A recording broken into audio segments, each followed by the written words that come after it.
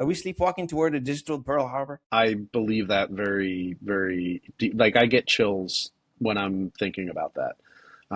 I am not, I don't approach these things from a fear, sky is falling, red coats are coming, tinfoil hat kind of a deal.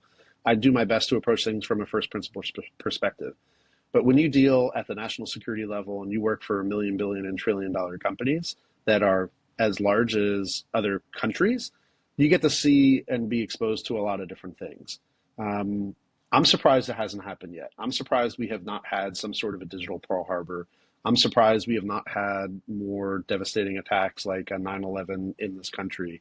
I don't want it to happen by any means, and I will die a happy man being proven incorrect on this. But my opinion is I think we're walking into more than just a digital Pearl Harbor.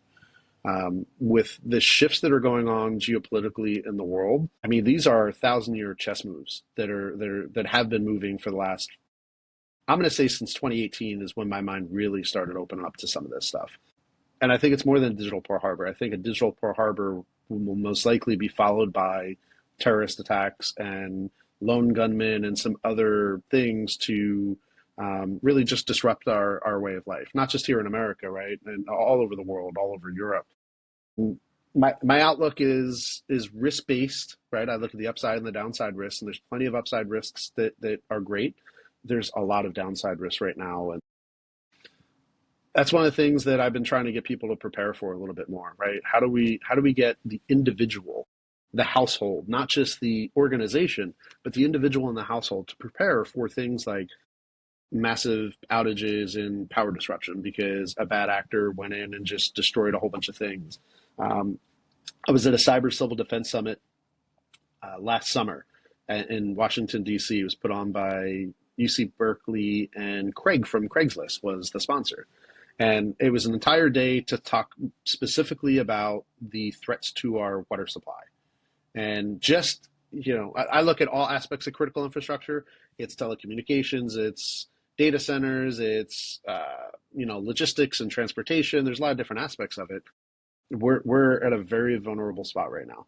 And if bad actors really wanted to do some screwery and pull a handprint grenade and just watch the world crumble, it's not hard to do, right? And no. I'll put a pin in this. I'll go back to a statement that was made by Jen Easterly when she was with CISA. And there was about 3 years ago, there's a great congressional hearing on the threats from China to the United States. It was just on the threats from the People's Republic of China.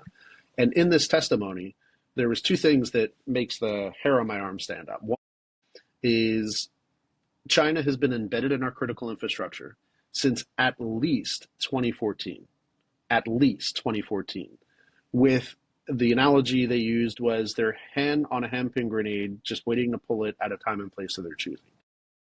Think about technology. Okay, if wow. Folks have been embedded since 2014, that means that any backup that you would have that you think you would recover is already going to be corrupted, right? Because most companies keep backups for 3, 5, 7, no more than 10 years.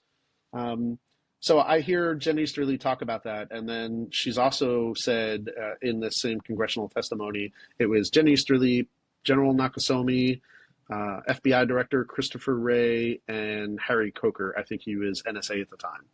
And their big thing was an everything, everywhere, all at once style attack, right? So that's catastrophic. That is catastrophic. And how do we prepare for that? How do we manage those risks? How do we manage those risks, but also culturally, how do we be okay with having really spicy, difficult conversations like that?